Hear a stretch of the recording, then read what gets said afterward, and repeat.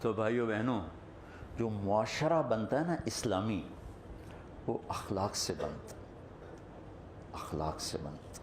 ایک گھر میں سارے نمازی ہوں، وہ سارے ہی زبان دراز ہوں، تو اس گھر میں تو ہر وقت آگ لگی ہوگی، ہر وقت غیبت ہو رہی ہو، ہر وقت دوسرے کی برائیاں ہو رہی ہوں، وہ گھر تو نہیں، وہ تو بھٹی ہے۔ اس لیے معاشرے کو خوبصورت بنانے والی چیز ہے اخلاق۔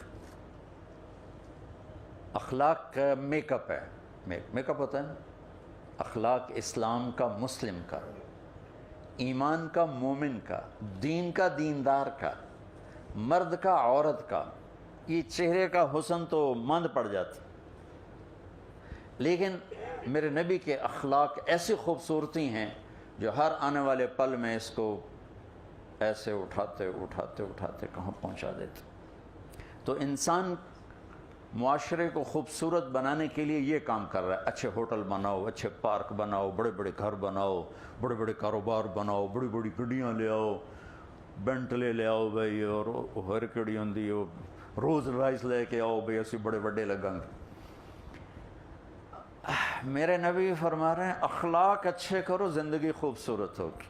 زندگی کا حسن چیزوں کے ساتھ نہیں، گاڑیوں کے ساتھ نہیں، اخلاق کے ساتھ، کیونکہ زندگی احساس کا نام ہے، اور احساس کو زندہ رکھتے ہیں اچھے اخلاق، اور احساس کو موت دے دیتے ہیں برے اخلاق۔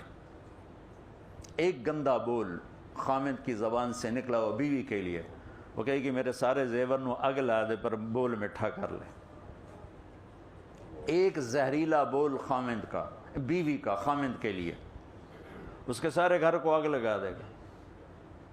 کہے گا میٹھا بول رکھ لے ہمیں جو مرضی کرنا ہے، بول میٹھا کر۔ بیٹا یوں ٹیڑھی آنکھ سے دیکھ لے تو ماں باپ کی نیند حرام ہو جاتی۔ کہ زندگی احساس کا نام ہے، چیزوں کا نام نہیں، اور احساس کو پروان چڑھاتے ہیں اخلاق، اور برباد کرتے ہیں برے اخلاق۔